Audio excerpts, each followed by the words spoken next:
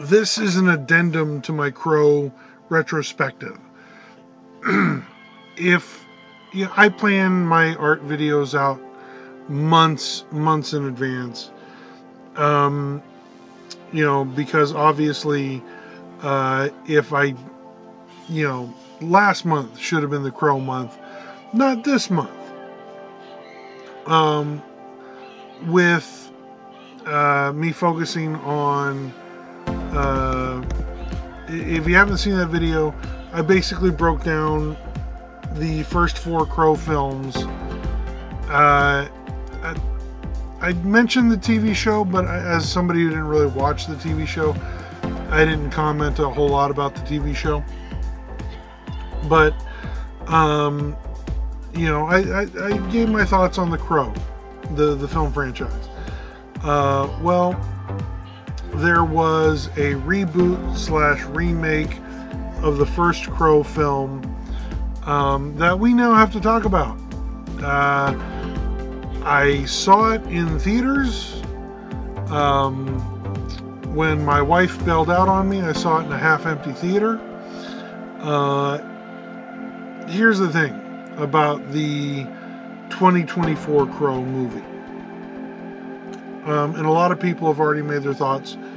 Very well known. It's widely considered one of the biggest bombs of the 2024 movie year. I don't know if it breaks any records for previous bombs. I enjoyed it. It wasn't on the top of my to watch list,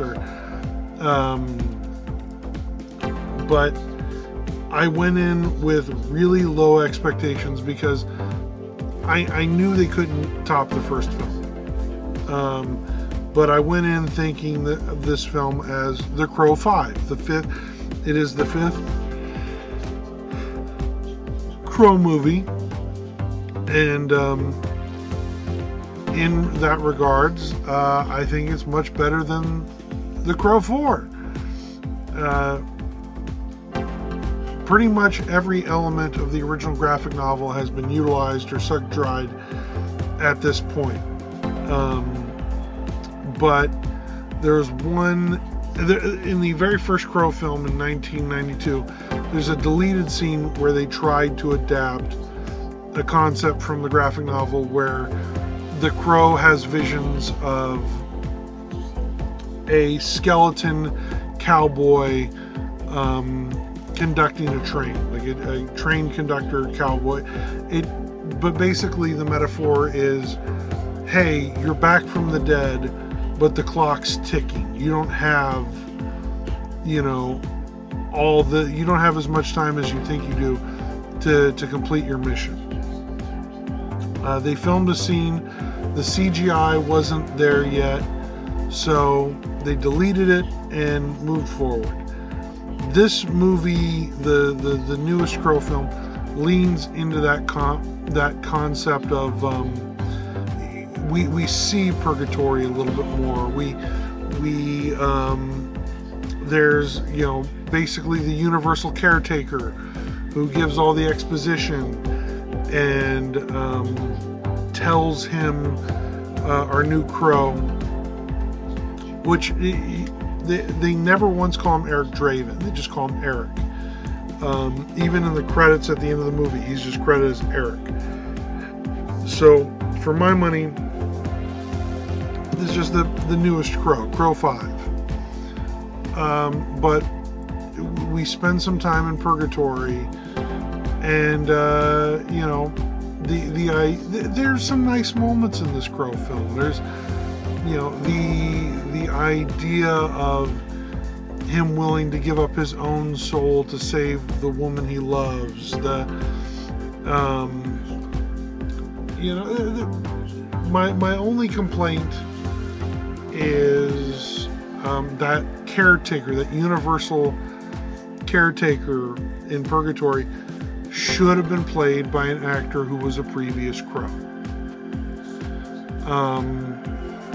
Just saying, you could dig up the French actor from The Crow 2. You should have gotten a previous actor who had played the Crow to play that role.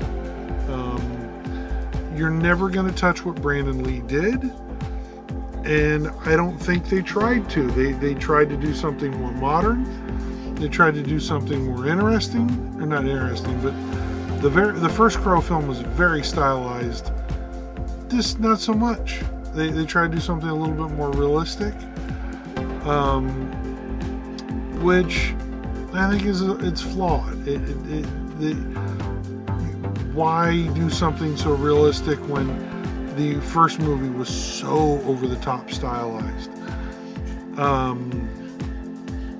But all in all, I enjoyed my time in the theaters watching the 2024 Crow film.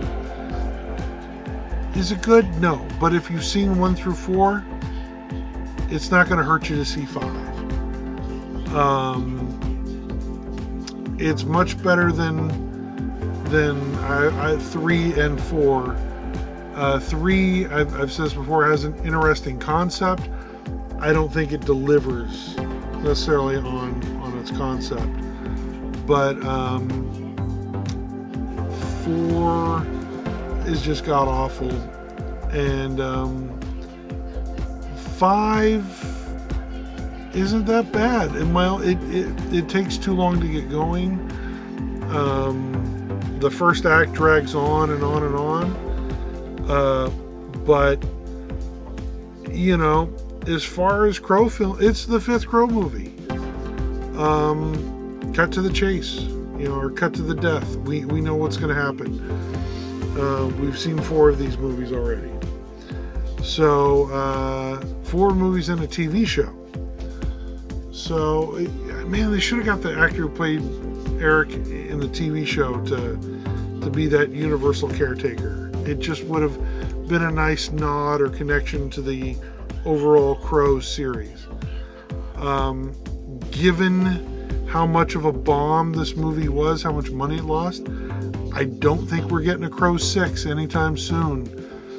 And that's a shame, because I think the franchise has wheels. I think it could be something. My other complaint is the creator of the comic, James O'Barr. At no point did I see his name anywhere in the credits. Even in the opening credits, not based on the work by James O'Barr. I don't know. I know he was very close to Brandon Lee during the first one, and I know he didn't really want to have anything to do with previous Crow films, so I don't know if it was his choice to take his name off. But if not, that is a huge fucking oversight that makes me never want to watch a Lionsgate movie ever again. I think it was Lionsgate. You have to credit the creators of these properties. As a indie comic guy, yeah, you credit these creators. It bothers me when Marvel gives a special thanks in their credits and not created by, like DC does. They created the frickin' character, give them the goddamn kudos, because they earned it. With that said, that's my opinions on the 2024 Crow movie, coming to streaming soon. It's digital streaming this month. Yeah, if you've seen 1 through 4, check it out. If not, if you've only seen 1 and you have no desire to see the other Crow films, that's perfectly fine. You only need to see number 1. I am a bit of a completist, and now I have seen all 5 Crow movies.